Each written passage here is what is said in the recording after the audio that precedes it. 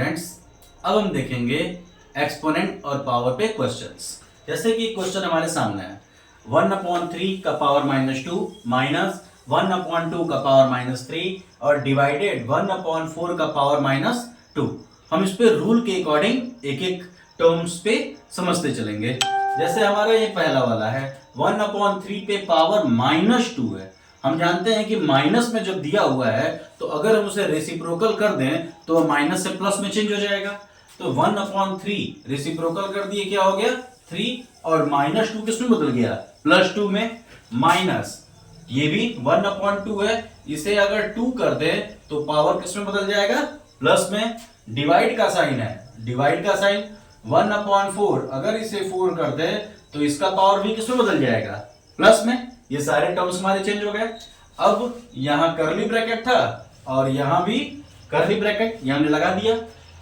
अगला करली ब्रैकेट के अंदर 3 का स्क्वायर 9 हो जाता है, माइनस 2 का पावर 3 यानी 2 का क्यूब 8 हो जाता है और डिवाइडेड 4 का स्क्वायर यानी 16 हो जाता है।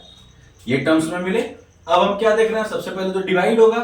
तो डिवाइड की कंडीशन में करली ब्रैकेट 9 माइनस इसको क्या लिखा जाएगा 8/16 यानी ये डिवाइड हो रहा है।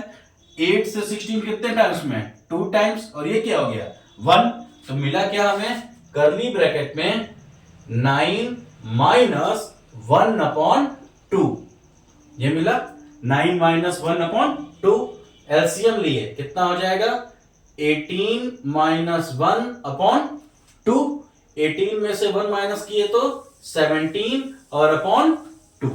यहां हमने देखा कि माइनस सबसे पहले किसमें चेंज हुआ प्लस में, उसके बाद बेसिकली हम सॉल्व करते चले गए। फाइनली हमारा आंसर क्या आ गया 17/2। अब यहां हमारे सामने दो क्वेश्चन और हैं। जैसे कि ये पहला वाला क्वेश्चन क्या कह रहा है 3 का पावर 0 प्लस 4 का पावर -1 और इंटू 2 का पावर 2। इसे भी पैटर्न वाइज सॉल्व करते चलते हैं। हम जानते हैं कि जब भी किसी बेस का पावर 0 होता है तो उसे क्या लिखते हैं 1। वैल्यू क्या है उससे हमको फर्क ही नहीं पड़ता है। 3 का पावर 0 हो, 100 का पावर 0 हो, 1000 का पावर 0 हो, वैल्यू कुछ भी हो, अगर उसका पावर 0 मतलब हमारा नंबर कितना आ रहा है 1। तो 3 का पावर 0 मतलब हमको पता है कितना आ रहा है आंसर 1 और प्लस 4 का पावर -1 यानी ये किसमें चेंज हो जाएगा रेसिप्रोकल में और पावर किसमें हो जाएगा प्लस में। और 1 अगर किसी का पावर है तो उससे फर्क नहीं पड़ता है, वही हमारा आंसर होगा। और ब्रैकेट में मल्टीप्लाई के बाद क्या है 2 का पावर 2 यानी 4 ब्रैकेट के अंदर है, इसे पहले ऐड कर लिया जाए कितना आएगा 4 प्लस 1/4 एलसीएम ले लिए। और मल्टीप्लाई में क्या है 4 से 4 कट गया, 4 और 1 ऐड कर दिए, आंसर क्या आ रहा है 5। इस क्वेश्चन में हमको क्या दिख रहा है पावर किस में है माइनस में। पावर माइनस में अगर होती है तो हम जानते हैं कि अगर अपॉन कर दिए तो पावर प्लस में हो जाएगी। तो यहां क्या हो जाएगा 1/2। उसी सेम तरह से ये भी किस में हो जाएगा 1/4 ब्रैकेट है और डिवाइड के बाद क्या दिया है माइनस में यानी 1/2 का पावर 2। ये ऐसे चेंज हो गया 1/2 और 1/4 1 1 जा 1 और 4 2 जा 8 डिवाइड का साइन और ये क्या आ रहा है 2 का पावर 2 यानी कितना हो जाएगा 4। डिवाइड के बाद ये वैल्यू दी है तो इसे किस में चेंज कर देंगे। हम जानते हैं कि जब डिवाइड के बाद वैल्यू दी है तो डिवाइड बदल जाएगा मल्टीप्लाई में और आगे वाली वैल्यू का रेसिप्रोकल हो जाएगा। तो 1/4 से क्या हो जाएगा 4/1। 1 लिखने की जरूरत नहीं है क्योंकि 1 तो सेम होता है। 4 से 8 कट गया 2 टाइम्स, तो आंसर क्या आ रहा है हमारा 1/2। देखा कितने आसानी से क्वेश्चन सॉल्व हो गए। ये जो क्वेश्चन हमारे सामने है इसमें कई सारे रूल और पैटर्न्स दिए हुए हैं, तो उसके अकॉर्डिंग हम देखते हैं कैसे कैसे इन पैटर्न्स को सॉल्व करेंगे। जैसे ये पहले तो माइनस में पावर है, हम जानते हैं अगर पावर माइनस में है तो इसे रेसिप्रोकल कर देंगे, पावर किस में हो जाएगा प्लस में हो जाएगा। मल्टीप्लाई में ये तो वैल्यू डायरेक्ट दी है, तो 2 का स्क्वायर यानी 4 और 5 का स्क्वायर यानी 25 वैल्यू हो गया। यहां क्या देख रहे हैं कि यहां तो पावर पे पावर है यानी ये तो m⁴n वाला रूल लग गया, यानी यहां दोनों पावर का क्या हो जाएगा मल्टीप्लाई। वैल्यू क्या आया 5/2 और पावर कितना हो गया अब -4 और यहां हमारे पास क्या है 1/40, ये तो पहले की तरह है। अब 5 का पावर 3 है और 2 का भी पावर 3 है। हम जानते हैं कि जब डिवाइड में दिया हो और एक ही पावर दिया हो, इसका मतलब पावर क्या होता है, दोनों के पास डिस्ट्रीब्यूट हो जाता है। तो 5 का पावर 3 यानी 125 और 2 का पावर 3 यानी 8 क्यूब कर दिए। 5 का पावर 3 5 इंटू 5 इंटू 5 और 2 का power 3 same as 2 into 2 into 2 तो 125 अपॉन 8 और यहाँ क्या है 4 अपॉन 25 और इंटू। जब हम यहां पहुंचे तो वैल्यू क्या देखिए माइनस, तो रेसिप्रोकल करेंगे तो वैल्यू किसमें हो जाएगी प्लस में। क्या हो जाएगा 2 अपॉन 5 का पावर 4 और इंटू 1 अपॉन 40। ये वैल्यू सारी हमको मिल गई। 25 से 125 कट गया 5 टाइम्स में, 4 से 8 कट गया 2 टाइम्स में, 5 से 40 कट गया हमारा 8 टाइम्स। ये वैल्यू कट रही है।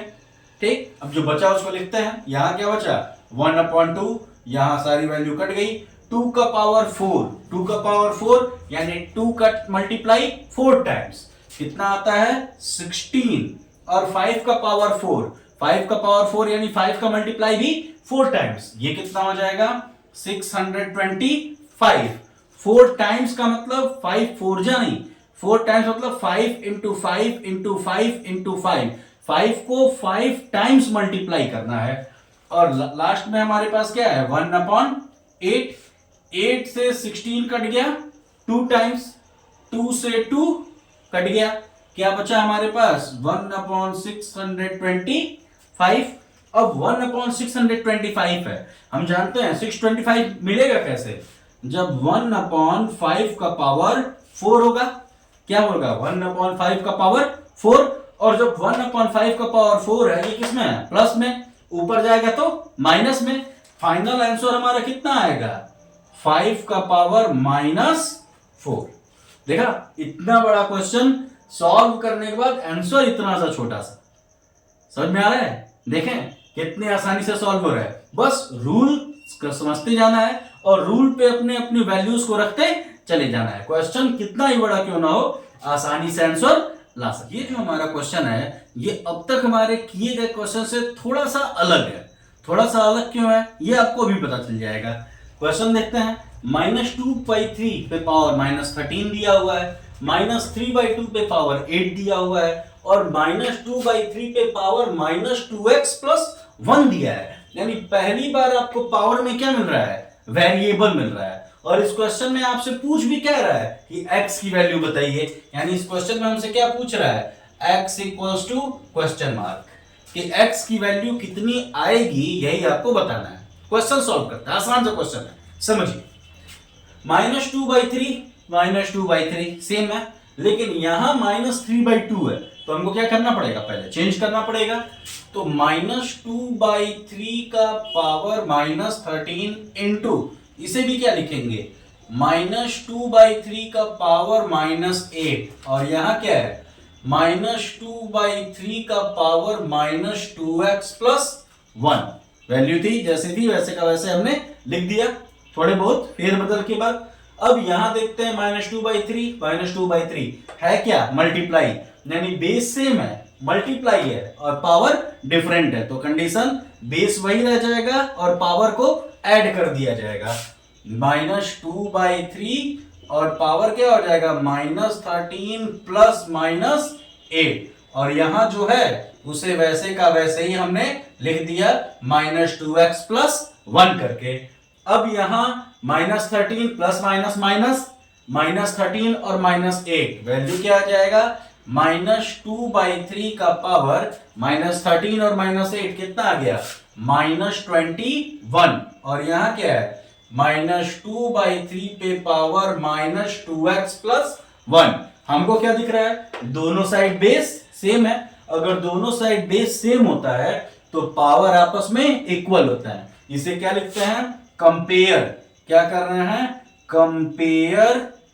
Compare the both side of equation. Compare the both side of equation के दोनों साइड को हमने क्या कर दिया कंपेयर कर दिया।